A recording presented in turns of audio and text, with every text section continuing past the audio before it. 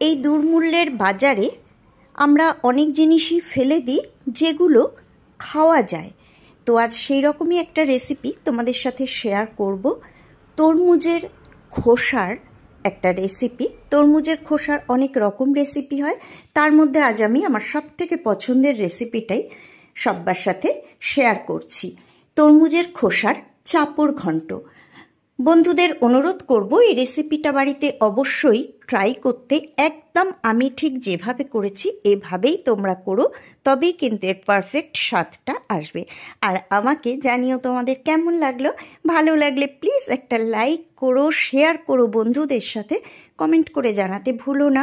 আর যারা নতুন বন্ধু তাদের অনুরোধ করব এরকমই সুন্দর সুন্দর রেসিপি পেতে আমার চ্যানেলটা সাবস্ক্রাইব করে পাশে আসা বেল বাটন ক্লিক করে আমার পাশে থাকার জন্য। তাহলে যে কোনো রেসিপি আপলোড করার সাথে সাথে নোটিফিকেশন সবার আগে তোমাদের কাছে পৌঁছে যাবে। নমস্কার বন্ধুরা, আমি পুপু, আর পুপুর রান্নাঘরে নতুন পুরনো সব বন্ধুদের স্বাগত জানিয়ে শুরু করছি আমার আজকের রেসিপি। আমি এখানে তরমুজ কাটছি একটা। তো তরমুজগুলো আমি এইভাবে দেখো কেটে তরমুজটা বের করে নেব, আর খোসাগুলো আমি রেখে দিচ্ছি। এই খোসা দিয়েই আমি করব আজকের রেসিপিটা। আমি প্রথমেই তরমুজের এই খোসার কালো দিকগুলো পিলার দিয়ে খোসাগুলো তুলে নেব। দেখো এভাবে সবগুলোর আমি খোসা আগে পিলার দিয়ে তুলে নেব। আমি একটু মোটা করে ফেলছি যাতে নিচের সবুজ অংশটা না থাকে। এইভাবে একটু মোটা করে খোসাগুলোকে ফেলে নিচ্ছি। এইভাবে আমি সবগুলোরই খোসা তুলে নেব।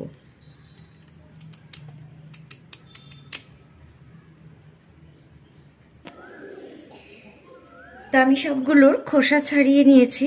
এবার দেখো এগুলোকে আমি পাতলা পাতলা করে কেটে নেব। তোমরা কিন্তু ইচ্ছা করলে এটাকে গ্রেটার দিয়ে গ্রেট করে নিতে পারো, গ্রেট করেও কিন্তু করা যায়, কিন্তু আমি আর গ্রেট করছি না। আমি দেখো একটু পাতলা পাতলা করে এগুলোকে এভাবে কেটে নিচ্ছি, একদম পাতলা পাতলা করে আমি দেখিয়ে দিচ্ছি। এই দেখো, বুঝতেই পারছো কেমন। এই দেখো আমি সামনে এনে দেখাচ্ছি। এরকম পাতলা পাতলা করে ছুরি বা বটির সাহায্যে তোমরা এটাকে কেটে নেবে।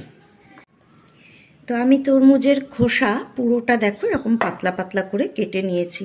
দেখতেই পাচ্ছ একটু গোলাপি গোলাপি লেগে আছে তরমুজ, তার জন্য এটা কিন্তু একটু মিষ্টি মিষ্টি হবে, মানে মিষ্টি এতে আলাদা করে আর দিতে হবে না।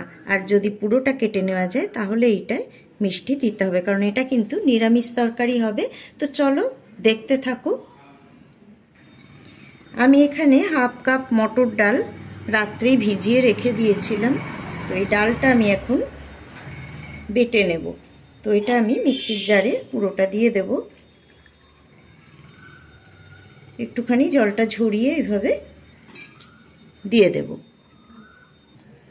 এবার এর মধ্যে আমি দিয়ে দেব সামান্য একটুখানি হলুদ গুঁড়ো, অল্প একটুখানি নুন, আর দিয়ে দেব অল্প একটুখানি লঙ্কার গুঁড়ো। এবার এটাকে আমি একটা পেস্ট করে নেব। খুব মিহি পেস্ট না করলেও চলবে। তো দেখো আমি ডালটা পেস্ট করে নিয়েছি। দেখো এতে কিছু কিছু গোটা ডাল থেকেও গেছে, তো আমি আর পেস্ট করলাম না, এতেই আমার কাজ চলে যাবে। এটাকে এখন আমি একটা পাত্রে বের করে নেব।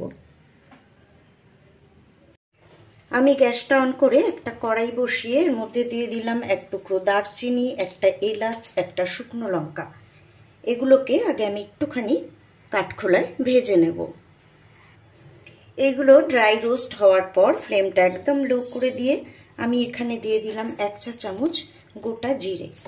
এবারে আমি ফ্লেমটা অফ করে দিলাম, কারণ কড়াইটা কিন্তু প্রচণ্ড তেতে রয়েছে, নইলে জিরেটা পুড়ে যাবে। অফ করে দিয়ে এখানে আমি একটুখানি এটাকে নাড়াচাড়া করলাম। এটা কিন্তু ড্রাই রোস্ট হয়ে গেছে। এবার আমি এটাকে নামিয়ে গুঁড়ো করে নেব মিক্সিতে। কড়াইটা আবার বসিয়ে দিয়েছি। এর মধ্যে দিয়ে দিচ্ছি 1 চামচ সর্ষের তেল। তেলটা গরম হয়ে গেছে। আমি তেলটাকে একটুখানি ঘুরিয়ে ঘুরিয়ে কড়াইয়ের সব দিকে লাগিয়ে নিলাম। এবার আমি এর মধ্যে, এখন কিন্তু ফ্লেমটা আমি লো করে দিয়েছি, আর এর মধ্যে এখন আমি ওই ডাল বাটাটা দিয়ে একটা চাপড় তৈরি করে নেব।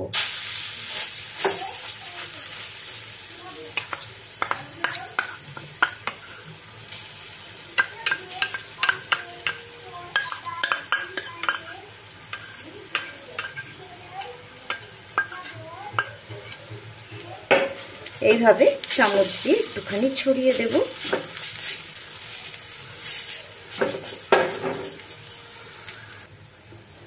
আমি মিনিট খানেক একদিক রেখেছি লো ফ্লেমে। এবার এটাকে আমি উল্টে দেব। দেখো এই দিকটা ভাজা হয়ে গেছে, আর এখন এই দিকটাও আমি ভেজে নেব ওই একইভাবে। তো দুদিকই ভাজা হয়ে গেছে। এখন আমি এই চাপড়টাকে তুলে নেব।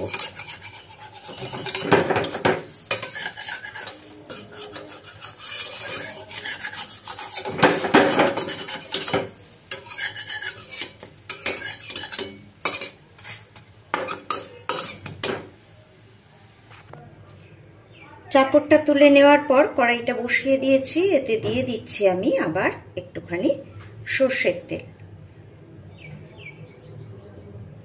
আমি 2 চা চামচ মতো সর্ষের তেল এতে দিয়ে দিলাম। দিয়ে দেব একটা ছোট তেজপাতা একটু টুকরো করে। দিয়ে দেব 2 চেরা কাঁচা লঙ্কা, আর দিয়ে দেব 1/2 চা চামচ গোটা জিরে।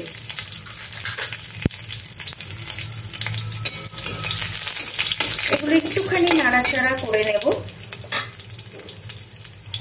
এবারে আমি এর মধ্যে ধুয়ে কেটে রাখা তরমুজের খোসাগুলো দিয়ে দেব।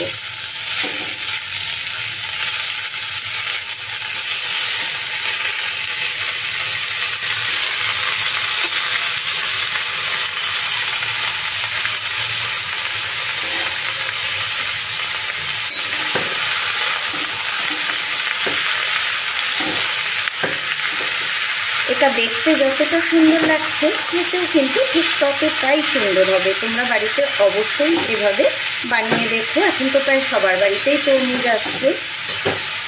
এবার এর মধ্যে আমি দিয়ে দেব স্বাদ মতো নুন, হলুদ। নুন দিয়ে দিলাম 1/2 চা চামচ, কারণ এটা মজে অল্প হয়ে যাবে। আর আমরা কিন্তু চাপড়ের মধ্যেও নুন দিয়েছি, তো পরে লাগলে টেস্ট করে নিয়ে আবার দেব।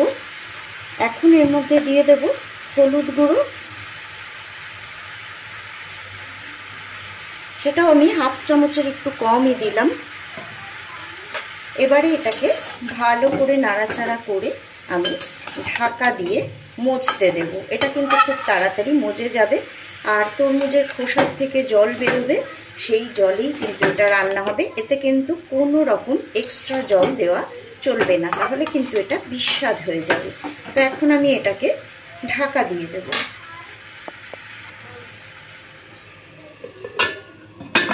দেখো তোমাদের ঢাকাটা খুলে একবার দেখিয়ে দিচ্ছি কতটা জল বেরিয়েছে। এই দেখো, বুঝতেই পারছো তো। এই জলেই কিন্তু এটা সেদ্ধ হয়ে রান্না হয়ে যাবে, একদমই জল দেওয়া চলবে না এতে।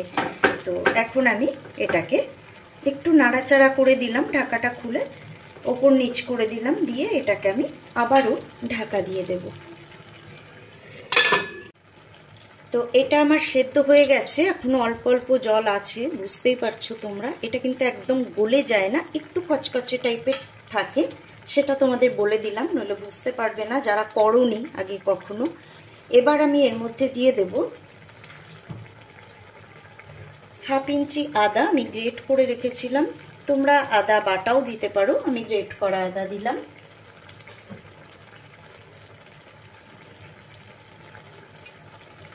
আর দিয়ে দেব যে ভাজা মশলাটা আমি করে রেখেছি সেটা। আর আমি কিন্তু এর মধ্যে মিষ্টি দিচ্ছি না কোনো রকম, কারণ দেখেইছো তরমুজের খোসার মধ্যে অল্প অল্প লেগেছিল লাল লাল তরমুজ, তো তার মিষ্টতা এতে কিন্তু এসে গেছে। আমি দেখে নিয়েছি টেস্ট করে, ওতেই হয়ে যাবে। আর তোমরা যদি মনে করো তোমাদের পছন্দ মতো একটুখানি চিনি তোমরা দিয়ে দেবে, কারণ যেহেতু নিরামিষ তরকারি একটু মিষ্টি দিলে ভালো লাগবে।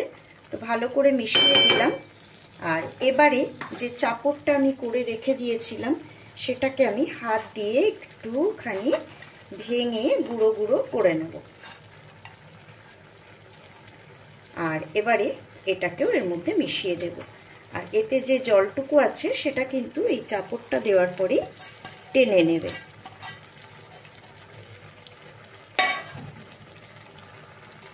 আর দিয়ে দেব হাফ চা চামচ ঘি।